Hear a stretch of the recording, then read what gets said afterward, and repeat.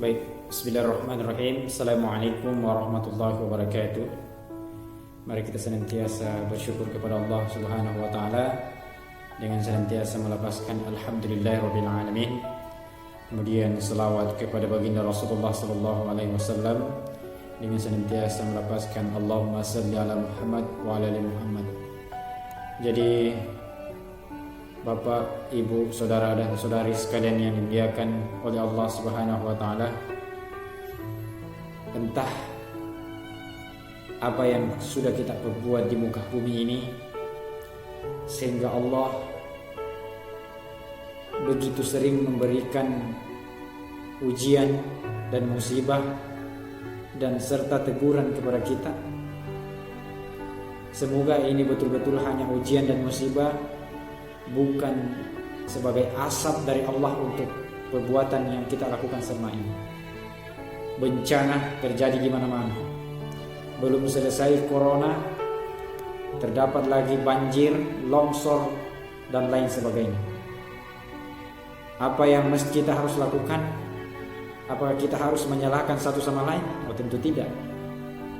Tapi hal pertama yang harus kita lakukan dengan semua yang diberikan oleh Allah, ujian yang diberikan Allah, mari kita muhasabah diri, introspeksi diri. Kita semua introspeksi diri. Pemimpin bangsa harus introspeksi diri. Jangan sampai selama kepemimpinannya dia melakukan banyak kezaliman.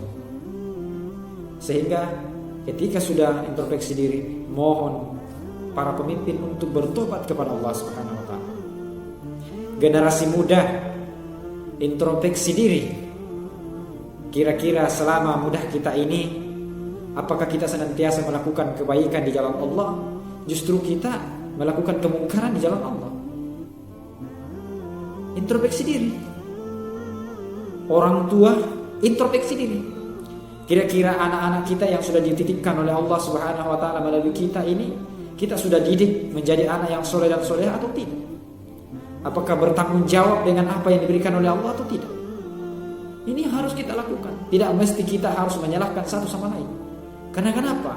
Semua yang diberikan oleh Allah Subhanahu wa taala hari ini adalah akibat dari perbuatan kita.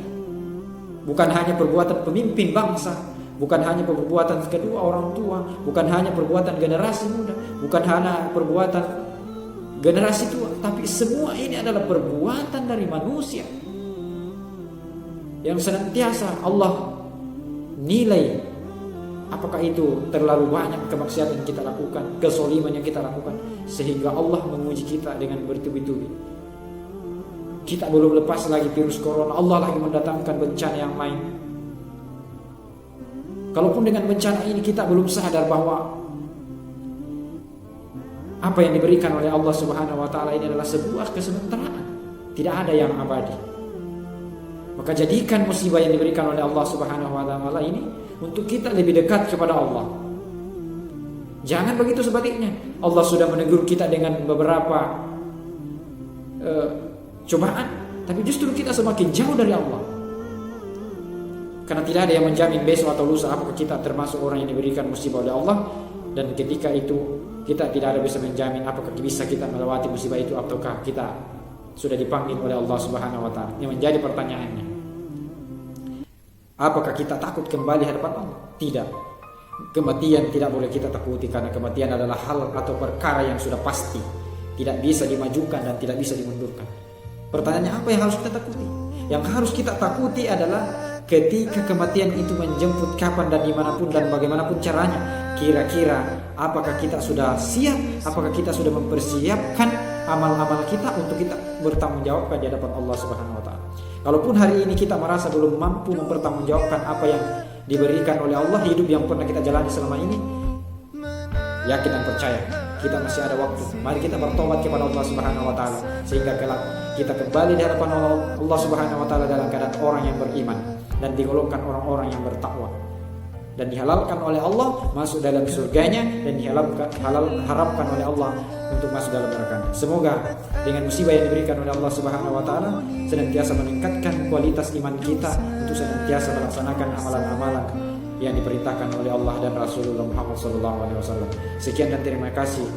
Reso Pahtamangini nama lu mana Assalamualaikum warahmatullahi wabarakatuh.